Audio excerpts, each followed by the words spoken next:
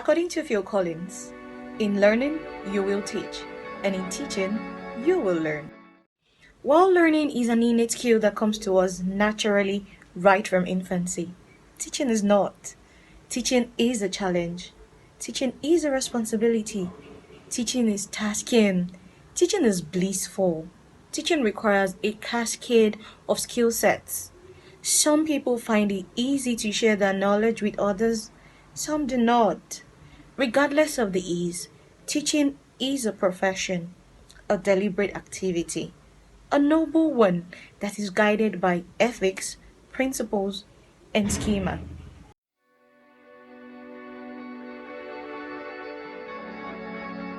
The purpose of teaching includes helping students to acquire, retain, and utilize knowledge, understand, analyze, synthesize, and evaluate skills, establish habits, and attitudes.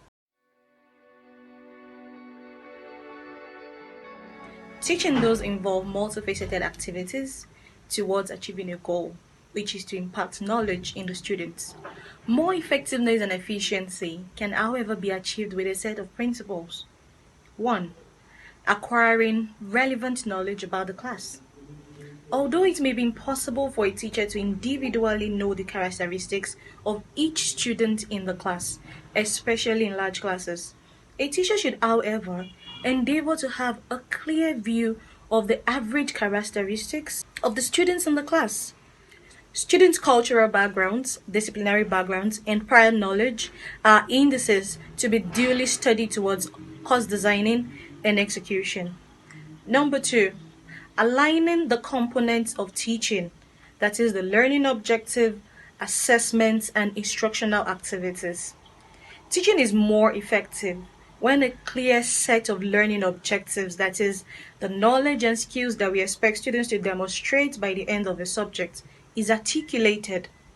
When the instructional activities, for example, practicals, discussions, readings, support these learning objectives by providing goal-oriented practice. When the assessments, for example, the tests, papers, problem sets, performances, provide opportunities for students to demonstrate and practice the knowledge and skills articulated in the objectives, and targeted feedback that can guide further learning is provided. Number 3, adopting appropriate teaching methods to support learning goals. The roles teachers choose in guiding the thinking and understanding of students on a particular subject should correlate with the fulfillment of the learning objectives. A teacher may take up the role of a moderator, a challenger, a synthesizer, or an actor, depending on the needs of the subject. For example, if the goals of the subject involve building creative thinking skills in the students, the teacher is expected to play the role of the challenger. A teacher's role may be constant, consistent, or variable during the course of a subject. It's all dependent on what the subject requires.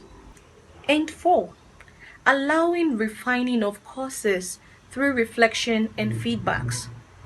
Teaching requires flexibility and adaptability.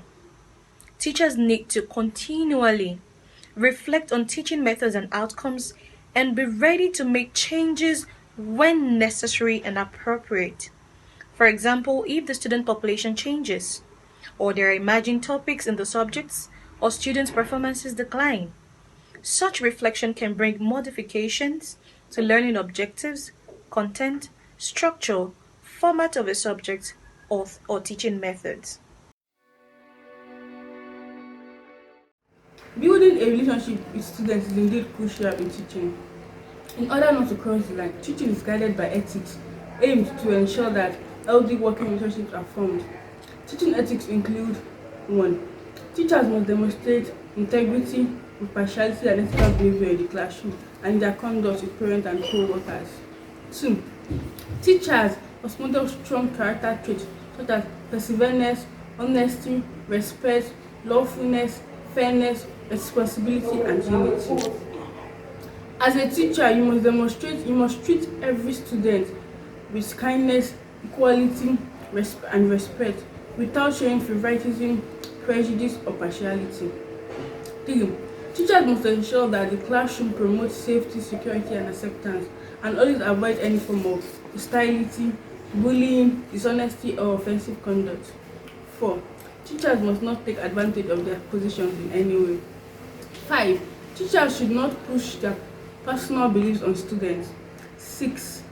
Teachers need to have a professional relationship with all students and avoid unnecessary and excessive familiarity. In a class with diversity in cognitive abilities, teaching methodology serves as a canopy that houses all the students in a similar space. Teaching method refer to the strategies employed in conveying information to the students. As forementioned, it is of utmost importance that teaching methodology adopted targets the achievement of the learning goals. There are different types of teaching methods which can be categorized into four broad types: teacher-centered method, learner-centered method, content-focused method, interactive or participative method. Teacher-centered method. It allows little or no involvement of learner in the teaching process. The teacher plays a role of a master or an expert on the subject matter. Learners, on the other hand, are passive and play a role of recipients of knowledge from the teacher. For the learner-centered method, the teacher teaches and learns concurrently. The teacher allows the involvement of students and stay open-minded about gaining new and useful information from the student knowledge. The teacher is a resource rather than authority. Examples of learner-centered method are discussion method, discovery or inquiry-based approach. In content-focused method, both the teacher and the learner have to fully adopt the content that is taught. That is, the information and the skill to be taught are regarded as sacrosanct or very important. A lot of emphasis is laid on clarity and careful analysis of the content. Both the teacher and the learner cannot alter or become critical of anything to do with the content. It can be a robotic learning approach. Interactive or participative method. This method comprises approach from the forementioned method without necessarily laying emphasis unduly on either the learner, the content, or the teacher. This method is situation driven. Consideration of what is most appropriate approach to learn according to the situation. Needs of the learner and the teacher. Student and teacher are actively involved as well. Teaching methods, principles, and ethics are related and play a vital role in educating the student.